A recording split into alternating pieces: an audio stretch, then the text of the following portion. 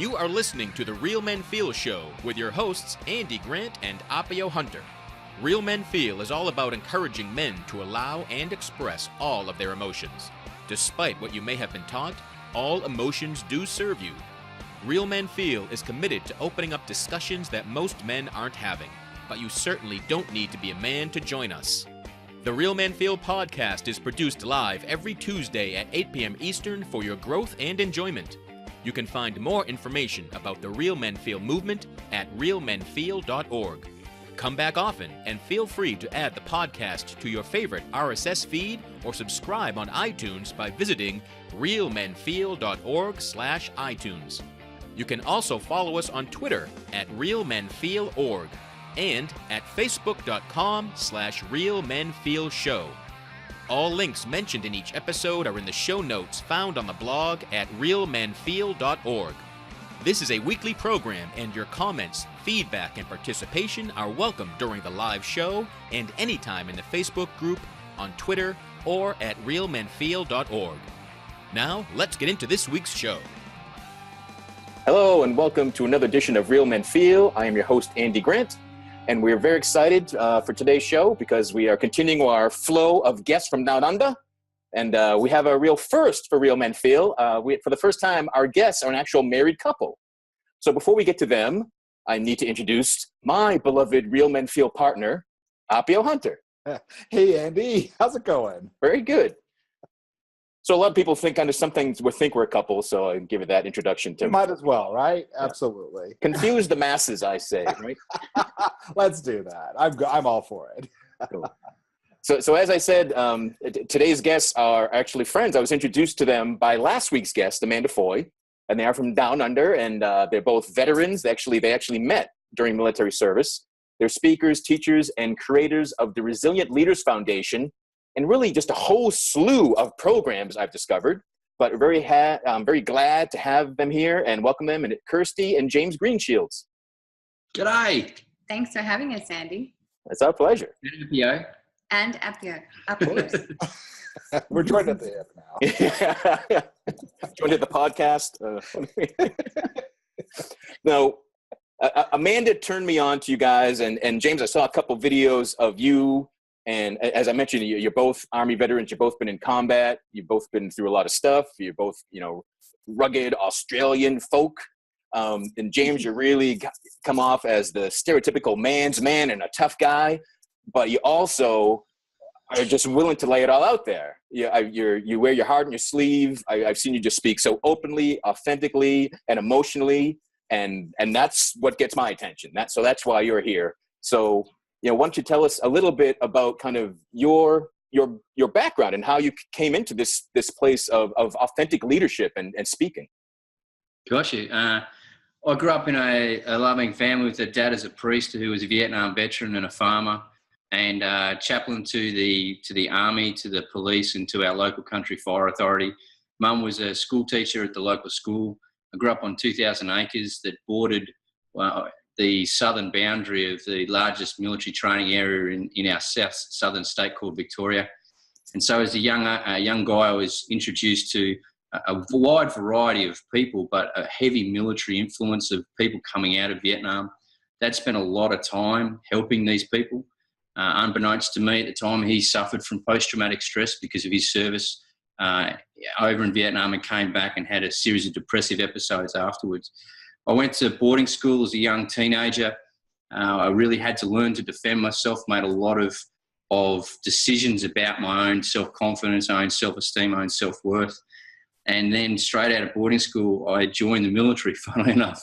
So I became an Army officer for 17 years. I had some incredible ups and some incredible lows, but overall I really enjoyed my magical time. In the process, I met this lovely lady sitting beside me. I've given her every single reason to leave me, but she stood strong, and she really saw the real me whilst I started to become immersed in a culture and started to believe a different story.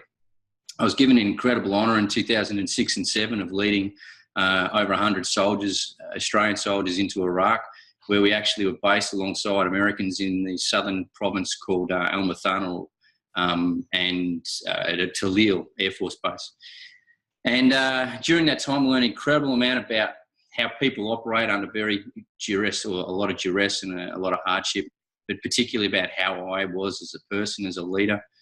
Overall, I now look back with a lot of comfort in realising the job that I was able to do.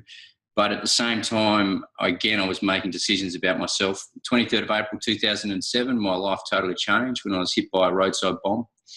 And that basically was a wake-up call, a massive one to say, James, continue on your path. And that means that you'll be looking for a second wife.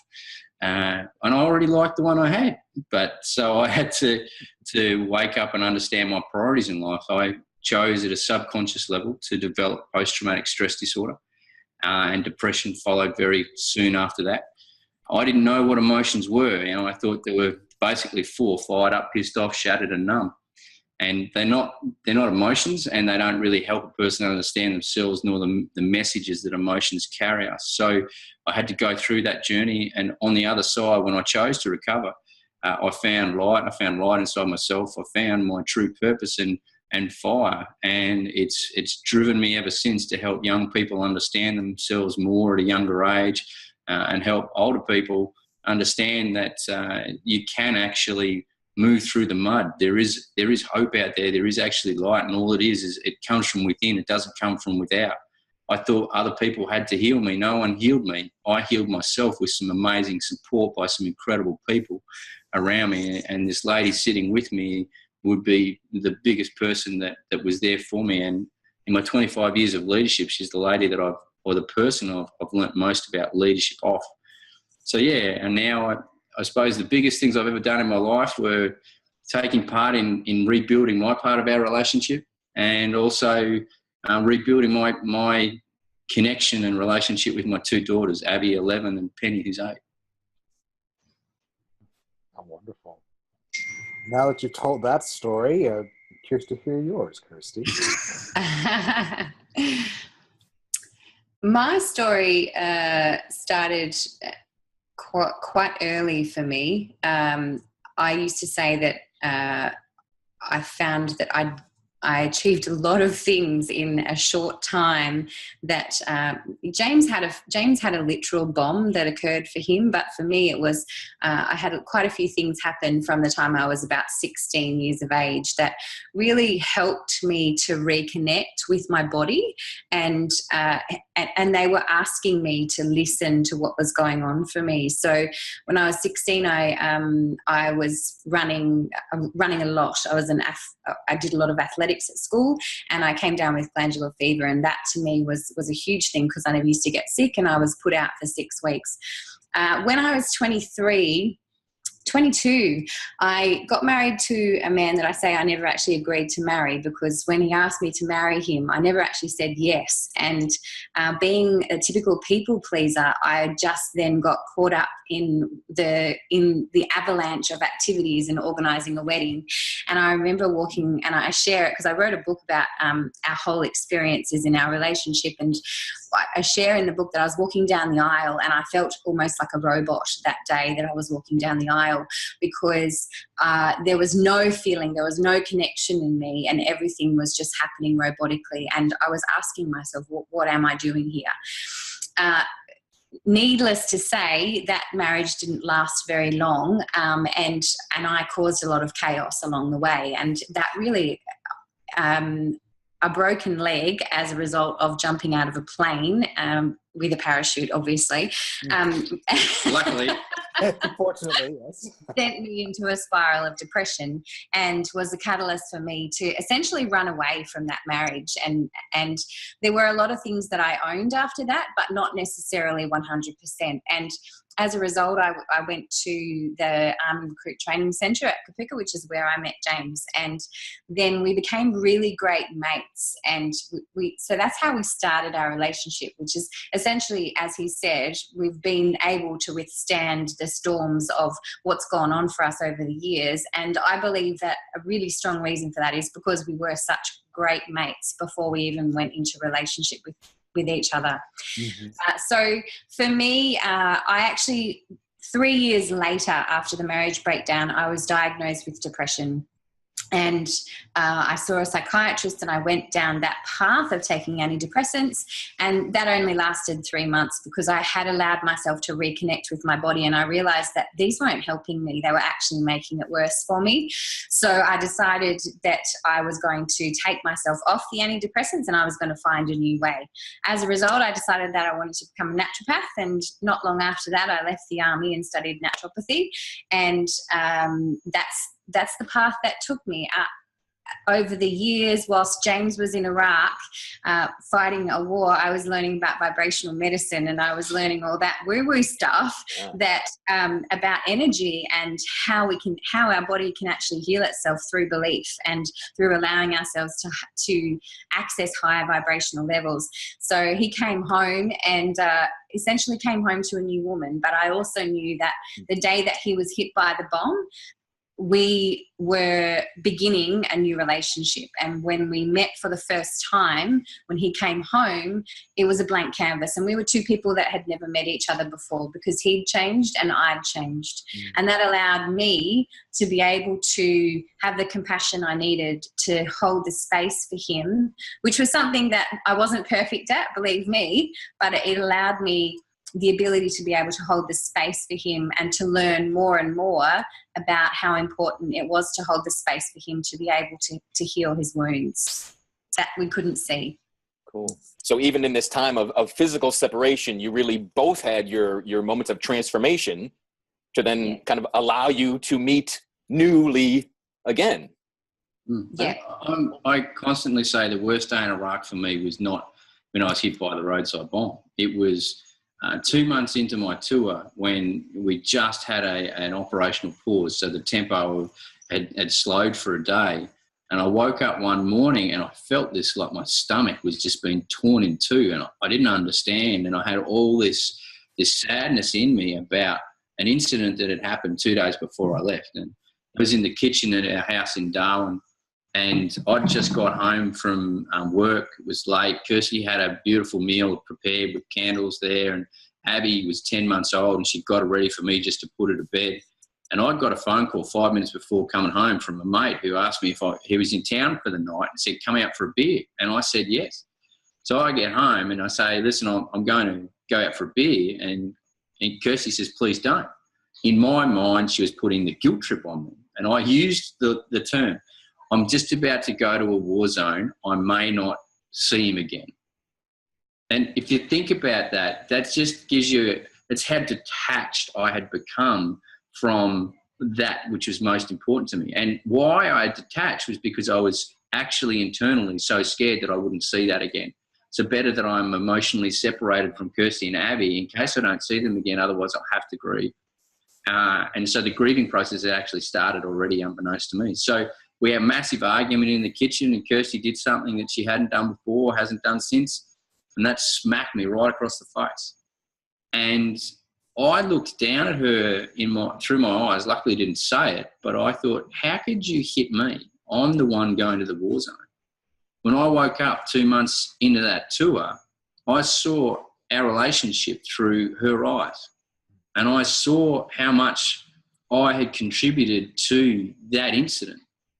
And that gutted me because I grew up, in a farming community where loyalty was huge, and the military loyalty is huge. Mm-hmm. But I didn't understand the roles I was playing in life as a husband and a father and as a military officer. And I didn't realise I'd given all to the military at the total expense of my family. And I'm the one who got on one knee and asked this lady to spend the rest of her life with me and to create a family. Now, the big thing though is I wanted to be a dad. I didn't know how to be a dad. And I was scared. You couldn't have had this conversation back then, though, because I would never have admitted that I was scared. But I didn't know what to do. I'd actually started to close down my heart and literally wear body armour, figuratively and literally, so that people didn't get too close because I had quite a lot of wounds. And in the process, when Kirsty held space, when I got back, I was intensely angry at times. Put my fist through many cupboards. I smacked my daughter more because of what I'd done than she had. I can't even remember what she'd done. I did a whole series of very aggressive things that my family lived through. And the reason why that was happening was there's this beast inside. Kirsty never owned that as a self, though, did you, babe? You always held space and said, that's your beast you need to deal with. I'm here to help you, but you've got to deal with it. And that's why the resilience remained in our family unit, because Kirsty didn't take that on. And in a clinical sense, if a partner does, it's called secondary traumatization, because the whole fabric of the family unit falls apart. And the thing that held us together is Kirsty didn't take my baggage as hers. My own personal growth along the road, with James, that incident that James refers to in the kitchen where I slapped him across the face, that was a really huge thing for me, as you can imagine. Not being a violent person, I left the military in 2002, so I'd been out of the military at that time for 5 years. And I had, in my relationship with James, I'd brought baggage from my first relationship. And me as a person, my first instinct and the program that I taught myself through life is to run from conflict. So every ounce of me was wanting to run away from my marriage at that point in time. And when I slapped him across the face, I was overcome with a sense of guilt. But when I said goodbye to him 3 days later at the airport in Darwin, I went down the escalator and I didn't look back. And I was just filled with a sense of relief, because I went, thank God he's gone from my life. And I don't know if I ever want him to come back. And he almost didn't come home, but he came. But I believe one of the reasons he came home for me was because I did a lot of work in the process whilst he was away. I was able to give myself this space, and I was able to create an environment where I learned what was actually really important to me and what I wanted in my relationship. So when he spoke to me and he told me how he'd changed, I said to him, I don't have a reference point for this, but I love you and I want you in my life. So I'm prepared to work for it. And that's essentially what stopped me from running away, was giving myself the space and deciding what it was I wanted in my relationship with him, or just in a relationship in general. You know, I really appreciate, well, that you're both here, obviously, and sharing this notion, because, you know, I created Real Men Feel to start to give guys permission to drop the act that they got it all figured out, and that, you know, what if the idea of being tough meant you were so tough and brave, you were willing to feel and show your emotions? But I also really appreciate you, Kirsty, talking about, you know, going down that marriage aisle and feeling numb and shutting off your emotions and wanting to run away. And that, you know, these aren't just male issues. They aren't just female issues. You know, we're all human beings. We all have emotions. Yeah. And so is this kind of a core to the whole, you know, empowering the family and creating positive change throughout that by allowing people to get authentically in touch with really how they're feeling and share it? Yeah, hell yeah. The thing we're hearing a lot out there at the moment is this term authentic. But so many people have lost connection with who they really are. They don't even know what their own definition of authentic is. And so they're claiming, you know, just be authentic. Authentic leadership, it even has a model of leadership called the authentic leadership model. So the thing is, how can you model you? If you do that, there's rigidity that comes. We're a naturally flowing being.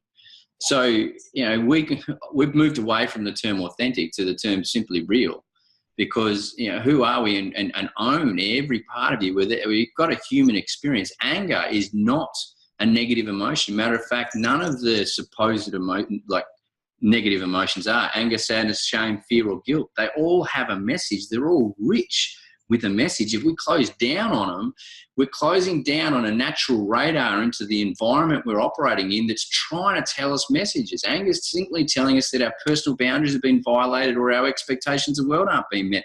It's calling us to change. Exactly. It kicks you in with adrenaline to help you even do the job. It's so kind. It helps you try and change. But what do? No, it's bad. No, you go to your room. You're not right. It's not right for you to be angry. Naughty, naughty, naughty. So from a really early age, not only that, if you get angry at your mum, you get smacked.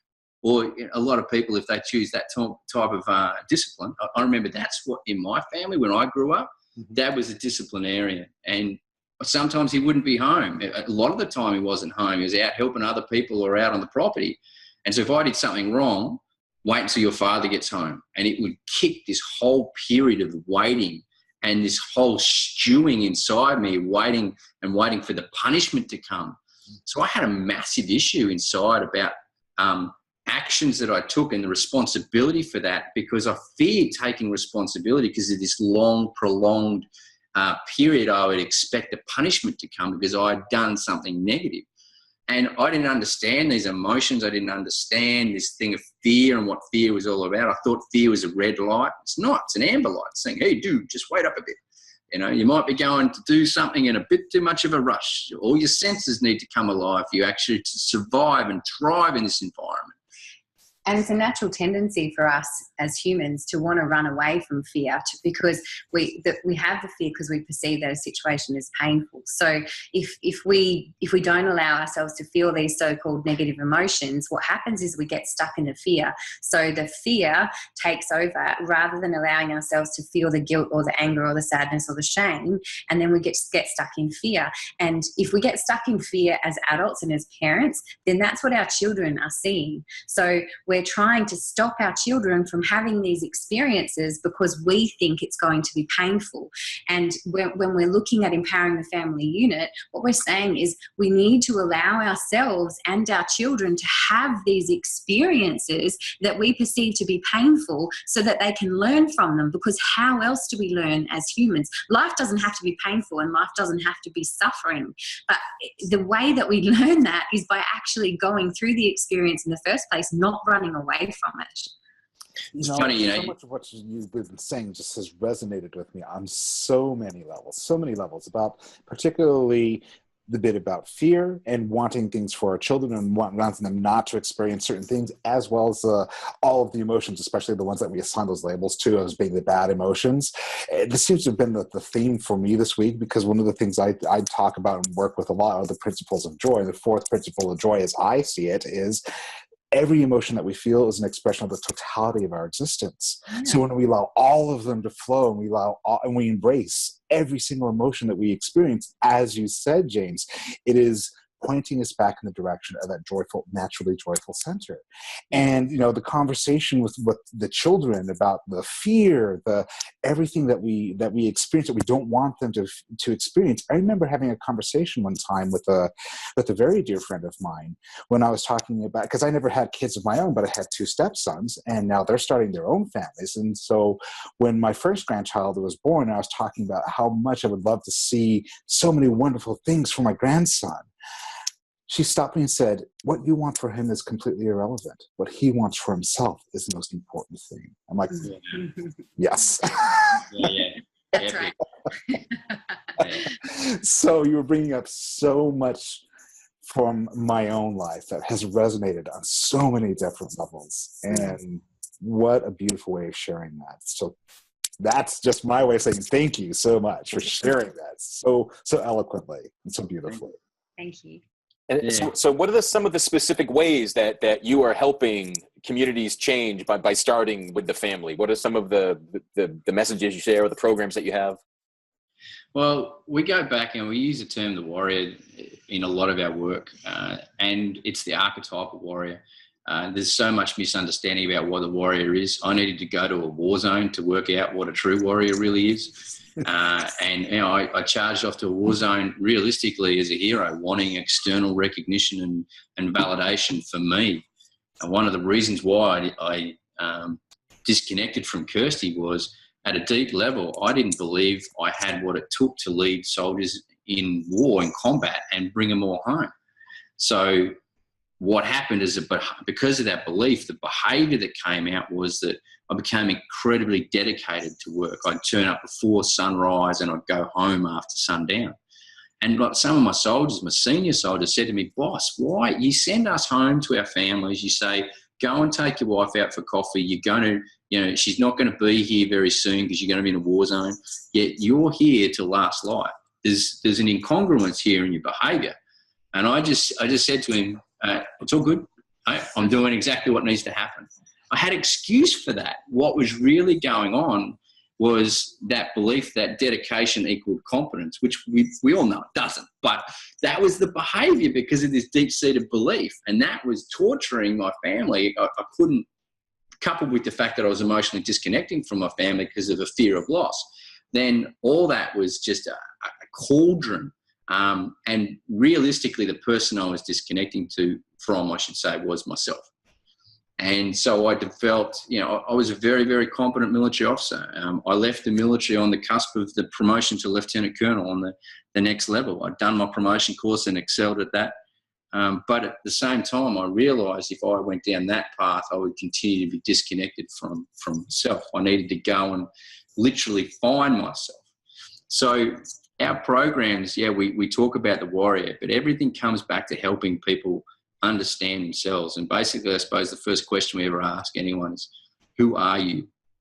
And it sounds like a pretty simple question, but it's so multi-level and deep.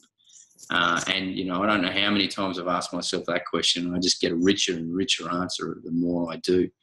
So coming back to help young people connect who they really are. And I was having a chat with a 15-year-old today, and he's been, heavy into the marijuana, and he doesn't really want to go to school anymore. It doesn't suit him, and he's kicking back with that a bit. He wants to become a mechanic. So I'm having a chat to this young guy, and becomes really evident that he doesn't even know why he's smoking marijuana. He's an amazing young guy. He's got so much potential that he doesn't even know is sitting inside himself, but he's disconnected. And so if it comes on the Young Warrior, we help, and the Young Warrior program is all about helping young people ask that question in a way which is relevant to them, and then get their own answers.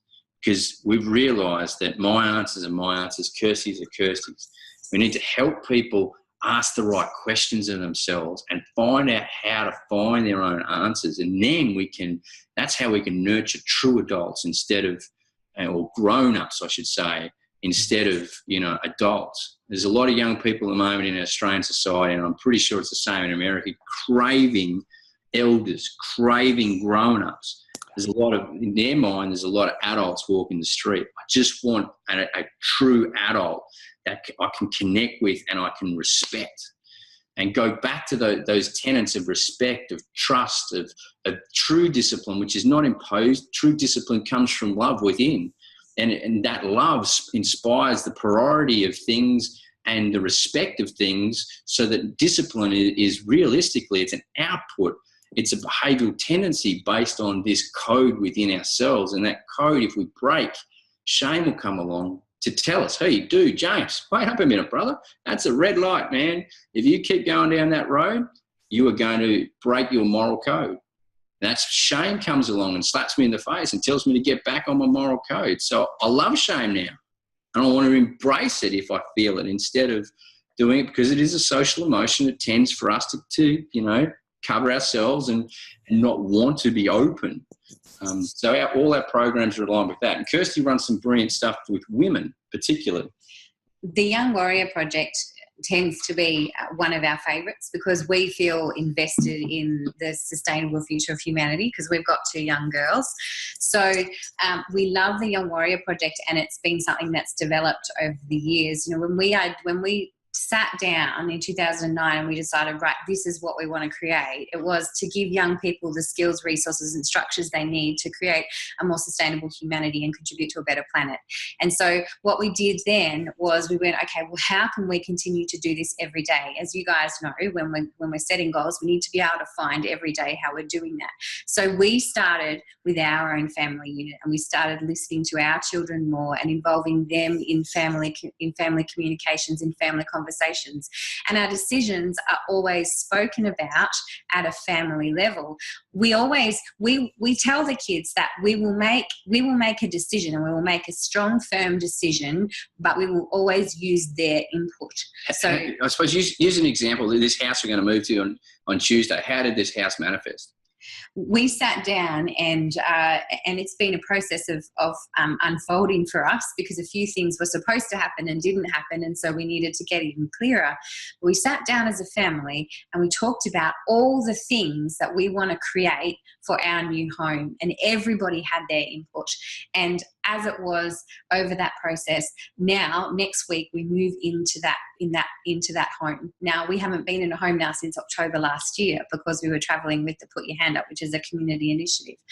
The other thing I want to say about Young Warrior, though, is that what we discovered through the process of as we've been doing this program is that it's just as important to give these young people the tools, but then we need to make sure that the parents are on board as well. Yeah.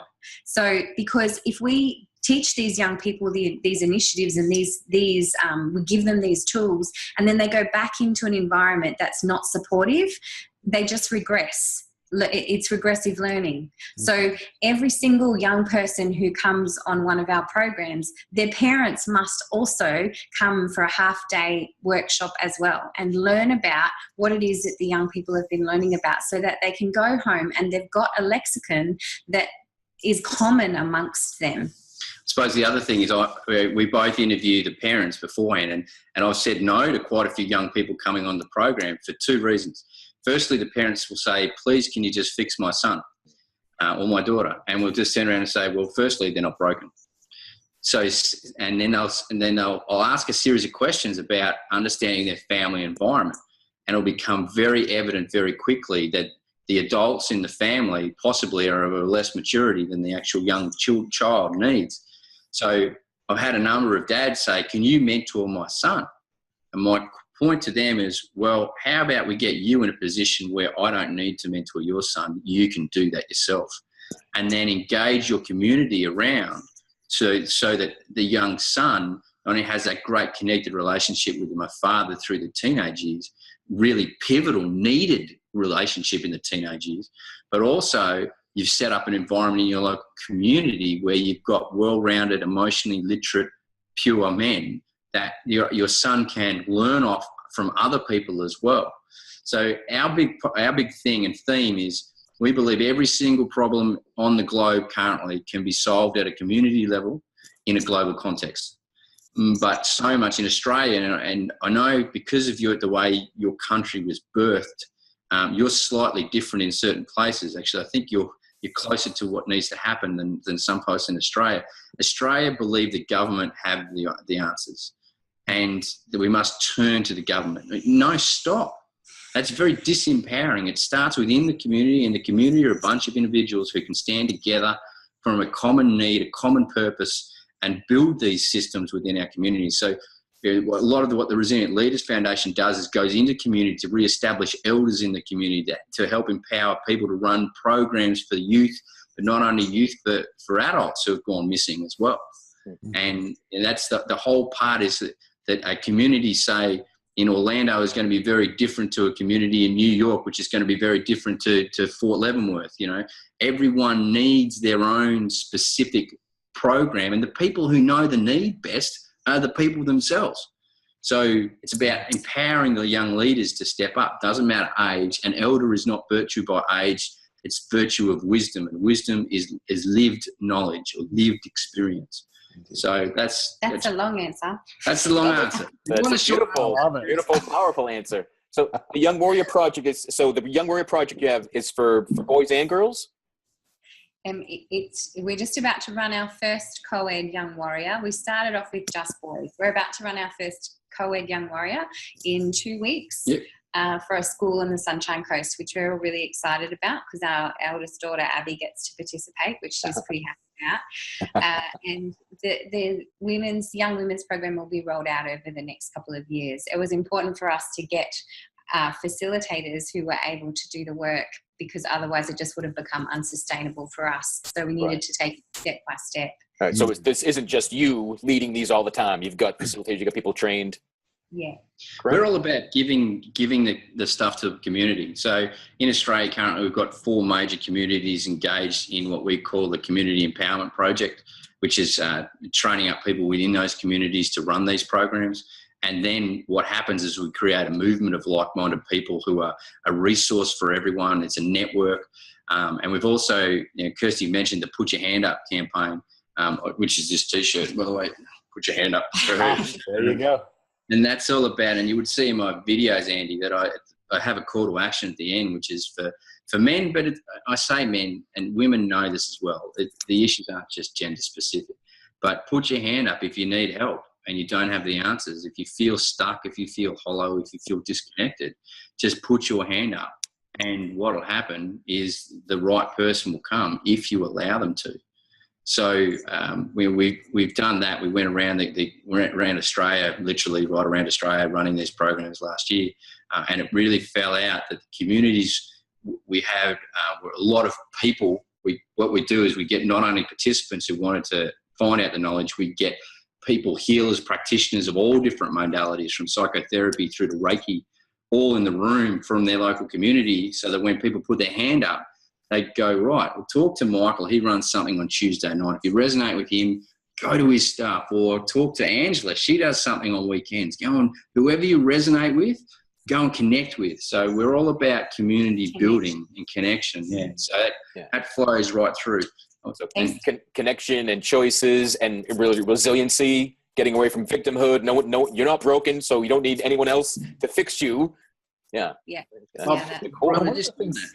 Just before Appio goes, I mean, at the moment in the Australian Defence Force, something's really hit hard, and it's a subject no one's willing to own. And I'm damn sure it's hit in the American military as well because of what I've seen. And that is, I've served, therefore I deserve. And there's this entitlement mentality that says everyone else is going to help me fix better because I served for my country. I laid down my life. I lost mates. Therefore, you owe me. I'm here to suggest, as a person who's met the Grim Reaper on the battlefield, no one owes you anything. You made a choice to go and do what you did. And I salute you for the courage and the bravery that you demonstrated in doing that. And I'm with you for that. But as a veteran, I found the most empowering thing that I could ever do was let go of that victim nature that says I've served, therefore I deserve. As veterans, I realise in our society we are leaders. And if I can stand as a beacon of hope that you can go through post-traumatic stress disorder and recover from it, if I suffer from anything, it's post-traumatic growth, because I've established meaning and vitality and purpose behind my suffering, then we can lead the community, and the community is the reason why we joined the forces anyway in the first place. So, sorry, you got me on. That's one of my big issues. And that seems to really tie into a consistent theme that I've been hearing from both of you. That is sustainability. Sustainable humanity. You've used the word sustainable multiple times during the course of our conversation. And I'm really curious to hear your take and perhaps hear a little bit more background on how you arrived on that sustainability as far as it applies to not the environment, which of course we as human beings are part of that, but specifically to sustainable human beings. Such a good question. I think that for me, sustainability indicates a level of awareness where I'm not just focused on me, and I'm not just focused on us and my little family. Of course, that is what's most important to me. But in order for my actions to be sustainable, I need to take the whole into account. And when I say the whole, I'm also thinking in terms of time. So if my actions are going to impact something, a community 10 years down the track, then I need to be aware of that. Now, all of these things, a level of awareness that brings in the whole allows my actions to be sustainable. It's that understanding of we are all connected. And they say it takes a community to raise a child. But the thing is, in our communities, at the moment, we are becoming more and more disconnected from each other, which means we don't trust each other. And we don't trust each other because we don't trust ourselves to take the actions that are most aligned with what's most important to us. So again, as James said, we ask people the question, who am I? And when they come back to the answer to that question, they actually start to think at a more global level, at a more connected level, which brings them back to bringing community into their decision making, which is more sustainable. And you look at resilience as too. I mean, an individual on their own, doesn't matter how resilient they are, is less capable and less resilient than the group. Yeah. Because that's naturally able to fan right across. You look at a heavy lifting task. If you've got to get a whole bunch of cement off the back of a truck and put it on the sideline, you do it yourself or you do it as a group. Which one is going to be done easier? It's exactly the same with the issues of the globe at the moment, the issues of the community at the moment. So when we find out who we really are, and then we connect and actually have conversations, as opposed to, you know, who did best at football or basketball last weekend. It's like, how are you going? And not accepting the first answer of good, because good is such a nondescript word. It's almost as bad as interesting. It's two very nondescript words. And people, when I talk to people, I generally will have to say after, how you going? And they give me the first answer. I said, that's not really an answer. I don't ask a question unless I want and I'm interested in the answer. I've just used interested, haven't I? In a different context. Yeah, in context. Very good. Thank you very much. I have a real desire to understand how you feel. That's why I asked the question in the first place and sit down. And now, I used to have a lot of friends in the military, lots and lots of friends. I have some incredible people in my life now that go beyond friendship, that go to brotherhood and sisterhood now. And there's not too many people that can get into that fraternity. Each one of them has owned their own stuff in life. And they've all got, everyone's got our journey. I'm still owning my stuff. Still working at it. If it was done, you wouldn't still be here. So I'm glad you're still working on it, right? Yeah. Guilty. So that's it. Resilience really builds sustainability, and it does it because of the context that's done in it. Yeah. It reminds me, you know, asking people how are they and stuff. Something I got from a positive psychology professor I had was he would ask people, how are you? And they give you the crappy answer of nothingness. And he would say, no, how are you really? Yeah. Oh, and that would get people to pause. And then they would, have that deeper answer. But yeah. And it's almost like you mentioned authenticity kind of become a buzzword and can be another empty act that people try to pretend they're authentic without knowing what that means. Mm-hmm. And community can be that way too. Like, well, yeah, I have a community. I live with people. I don't know their names. I don't have anything to do with them, but I'm in a community, right? So it's the connected community that's resilient, sustainable, empowering, right? It's really nice. Yeah, absolutely. Beautifully put. Yeah, isn't it fascinating? Especially with your background, having grown up on a farm, James, how oftentimes when you go to those communities that are supposedly so geographically, dispersed, and sometimes they are more connected than the communities of, people living all in the same apartment building. Mm. Yeah. It's by nature. It's interesting you mentioned that too, because there's quite a bit going on with our farming community here in Australia. They got very high depression rates. Mm-hmm. My father was one of 4 major local icons in the farming community, and he's the only one who didn't take his own life, the only one to die of natural causes. The last one died at the age of 72 with a 12-gauge shotgun in his mouth. Why is that happening? Well, we've done a lot of work with people in the farming community, and the more and more they become disconnected from the land, the more and more they try and fit square peg round hole into the land, the more and more they listen to the agribusiness model, which is not about sustainability, it's actually about mass production.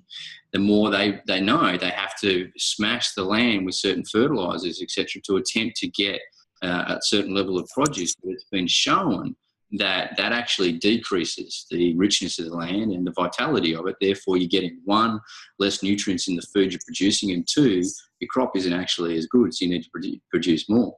So when they learn this, they start turning around their practices, and then they can really start building that relationship. I call it we teach people how to meditate as well. And, when I was in the military, I thought meditation was just a bunch of tree-hugging idiots.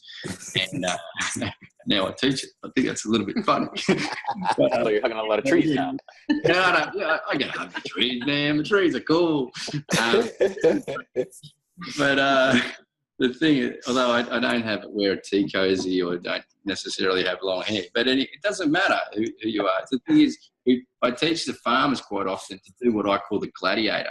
And I don't know if you remember that Russell Crowe movie, The Gladiator, when he's walking down the hill in the cornfield and it's really majestic and he's putting his hand into the corn and you can feel the connection.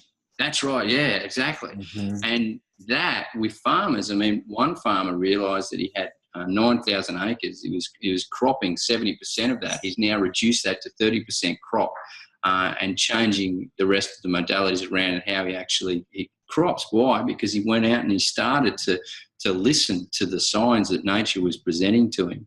And he started to see it instead of just driving through his paddocks every day. He started to see what was actually happening and started to turn that around. And their family turned around because of that.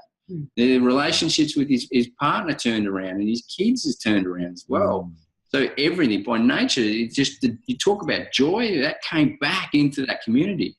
And then that spreads. And you know what joy's like? It's wildfire, man. It's crazy around. And that's what brings these communities together.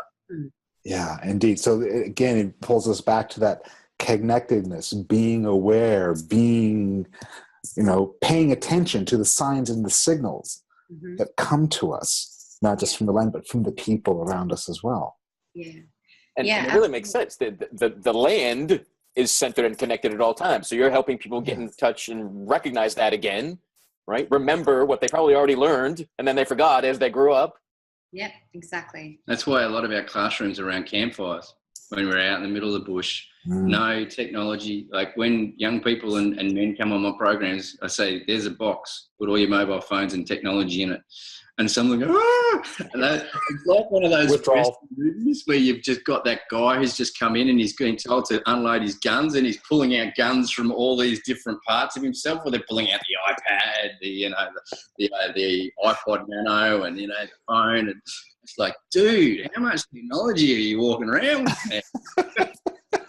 The other thing, though, is that nature has so much to teach us just by being. So when we allow ourselves just to go and sit on the grass for half an hour, we see so much that we wouldn't see otherwise. And I've had women come on programs, and by the end of it, one of the things that they decide to do is they live in a city, and all of a sudden, when they're deciding the steps that they need to take to connect more with themselves, they'll go, there's this park down the road that I've never been to and that I've never really taken much notice of, but I'm actually going to go and visit that park more regularly and just sit on the grass, because they realise simply by coming into an environment where they're surrounded by nature, which is where we do our work, and we talk about the symbols that are in nature, they realise I've been missing so much just because I've been so focused on anything but myself.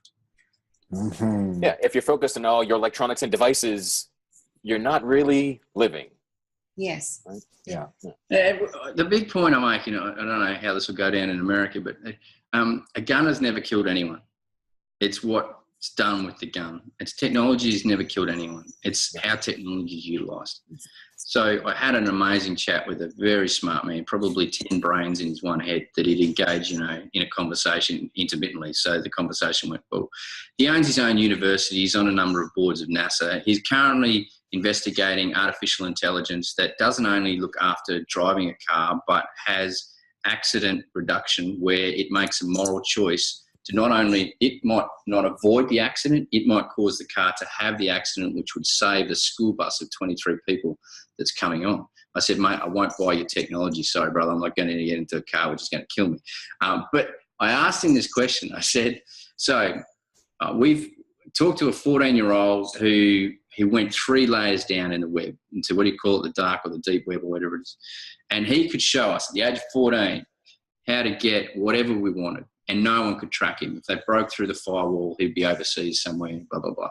So in the end, 3 pills of LSD were purchased for $30 and sent by the Australian postal system, delivered 3 days later. So I said to him, that's what's happening in Australia right now. And technology and computer systems are becoming so intuitive that 6-year-olds can do this type of stuff. Is it going to get younger and younger? And he said, yes. And I said, what technological stopgap have we got to help us stopping them getting access to that? And he said, there is none. So here's a guy, cutting edge technology. He's a futurist. He sees what's happening, and he's saying nothing. I said, well, I've got the solution for you. And he said, I'd be very interested in that. I said, if we teach kids, young people, how to know themselves at the earliest age possible, then they'll know how to make choices which are right for them. And if you look at young teenagers exploring the web at the moment, most of it's actually not addictive or not vindictive in nature. They're actually doing it out of an interest, a desire to find out, out of intrigue. and run down rabbit warrens. Wow, man, I can get this, that, and the other. Have you seen this? And quite often they're using it as a means for social acceptance. Have you seen what this is, man? I can get you this, that, and the other. So social acceptance is a need for external gratification, external recognition and validation. If we can teach them at a young age, hey, just be yourself and understand and realise that you are enough in the world, and that's why you walk on 2 feet, then it doesn't matter what technology will come their way. It's how they will then be able to use it, which will be able to, again, go back to that word sustainability. That'll become sustainable into our future. It's such a great point that James makes. I just want to take us back to the beginning of the conversation when we were talking about how we project and how we believe that certain emotions are bad, and what we can tend to do as adults. If it's electronics with our kids, we'll blame our kids are becoming more disconnected and they don't talk to each other because of the electronics. And it's just like James said, it's not the electronics that are bad. It's actually that we don't know how to use them effectively. So we realised just last week, we took our own awareness of how we projected onto our kids to a new level. Our kids will do something, or they'll make a decision, or they'll make a comment. And because we then come at that comment, we hear that comment through our own filters, we will project our opinions onto our kids rather than actually listening and asking them questions about what they truly mean. So when we can allow ourselves to, rather than blaming technology and blaming society and blaming everything out there, when we can come back to the family unit and sit around the dinner table and actually have a discussion, which is really challenging for some families. And we know that because we've worked with families that do find it really challenging. The families who've got 3 teenagers or whatever, people can struggle to get everyone around the table at the same time. But when we do actually allow ourselves to sit down and have real conversations as a family, we can let go of the parent role, and we can sit back and we can just ask questions. And that, as you guys know, that's the essence of holding space as well. Because if we can sit back and ask questions, what we're doing is we're developing a rapport of trust. And what we're sending is, I really want to listen to what you have to say. I really want to hear what you've got to say because it's interesting. And rather than going, no, you just want everything now. And that's just my projection onto my kids. And that's part of the messages that we really, really want to send, because we've learned about that over the years as well. A lot of people, though, turn to us and say, yeah, it's all well and good, James and Kirsty, to say that, my teenagers don't want to come to my dinner table. And so they won't try. And what's happened is, over a period of the teenager's life, the parents have chosen to make a series of decisions that have closed down on their end of communication with the child. And they'll say it's the child's fault. Well, you can't control the child. There's only 3 things you control in life: your thoughts, your words, your deeds, and they're yours and yours alone, not your child's. So what are you bringing to the relationship with the child which you can control, you can turn around? Do you, when you ask a question, actually give the answer to the child? Do you get annoyed and abrupt at the child's answer? In other words, close down again. So the work that we do with parents who, especially with teenage kids, go, oh, you know how it is with teenage kids. Well, no, I don't. Yeah, sure, I've got 2 young ones that are coming up. I am trying to play best on ground every day as a parent to make sure they continually have that open communication to me. So Abby, our eldest, comes to us the other day. She walked into the kitchen and she said she was welled up, and I was cooking dinner. And I was a bit behind time on the old dinner steaks. My time and space hadn't actually been that good. So anyway, I turned around out of the corner and I stopped. And I said, Abs, is there something else? And she said, can I tell you something?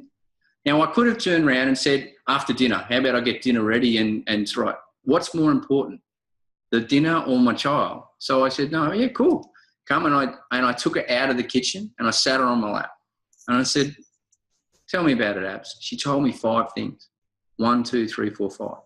And they progressively got deeper and deeper. 1 was about anger. 1 was about sadness. The latter 3 were about shame, shameful things that she felt she'd done, and about guilt as well, because guilt and shame, they're like ugly twin sisters hanging out together. Mm-hmm. So the thing is, she was able to talk to that. And then she ended. She cried. She was with her and I just held her and she cried.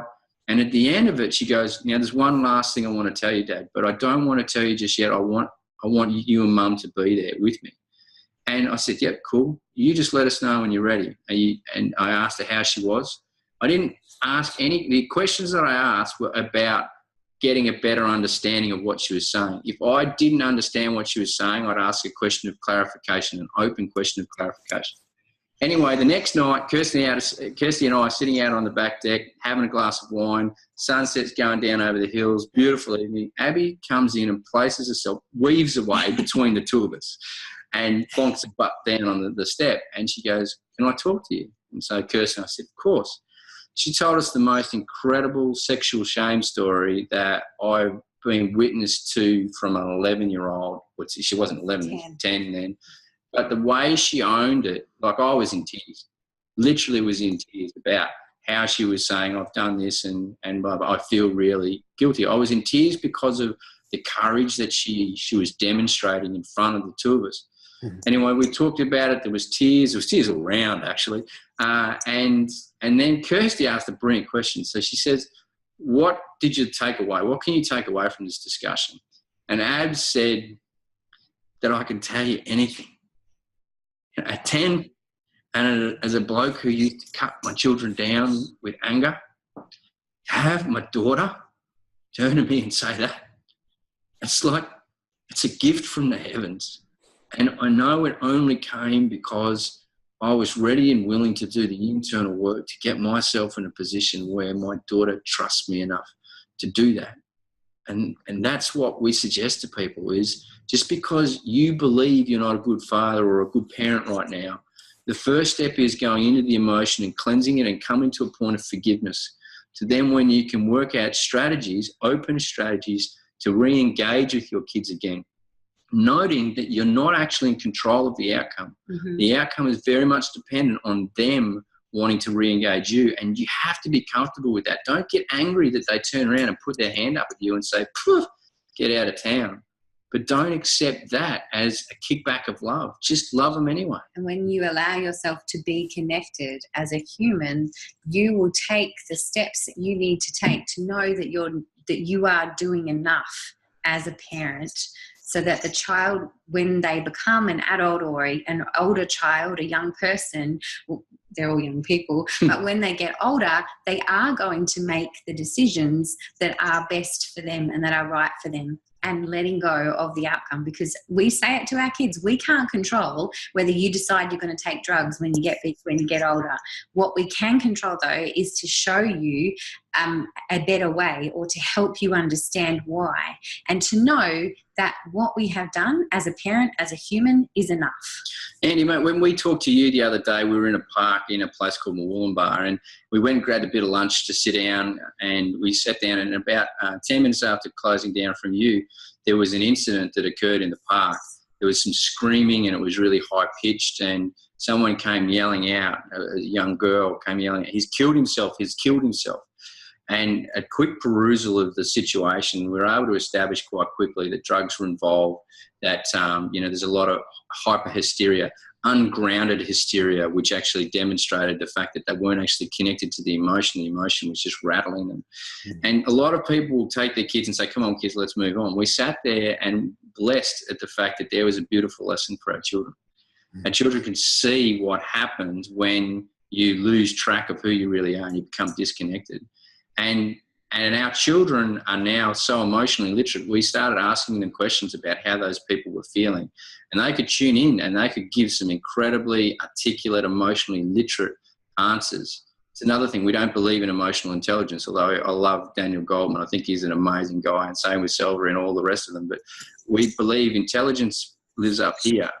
Literacy is something which means that you not only understand it, you experience it, and you can actually use it in your life, which I know is what he means in what his stuff says.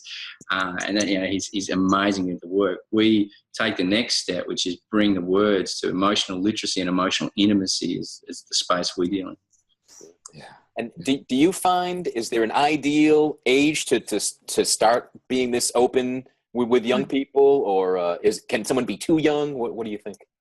As soon as they are born, they need to be, the environment needs to be set. Matter of fact, before that. So many dads, particularly, you see them down the pub. And the environment, that was a really good point that you just made, though. Set the environment. Yeah. And you do that. Sorry, I'm interrupting for a specific reason. We set the environment by the way that we interact with each other, by our relationship with each other. That sets a really firm environment for our children. So, so many dads go down the pub. You guys call it the pub over there? We know what you mean, yeah. Yeah, well, we know what you mean. Yeah, go to the bar.